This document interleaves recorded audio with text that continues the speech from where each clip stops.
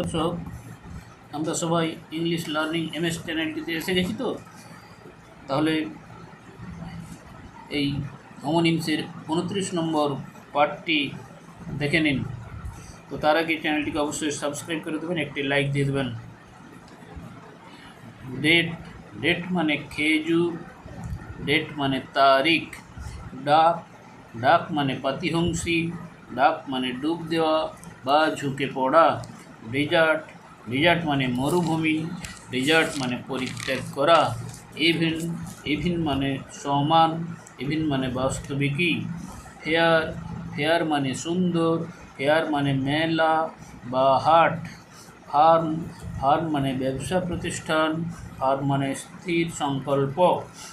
General, general মানে সাধারণ, general মানে সেনাপতি। হ্যাক, হ্যাক মানে কাটা বা খাঞ্জ, হ্যাক মানে ভাড়াটিয়া, ঘোড়া বা গাড়ি। হাউন্ড, হাউন্ড মানে শিকারি কুকুর, হাউন্ড মানে উত্তেজিত করা। হগ, হগ মানে শূকর, হগ মানে লোভী লোক। ইস্যু, ইস্যু মানে নির্গত হওয়া, ইস্যু মানে ফলাফল। জার, জার মানে মাটির পাত্র বিশেষ, জার মানে বিবাদ করা। কি, কি মানে চাবি, কি মানে ব্যাখ্যা।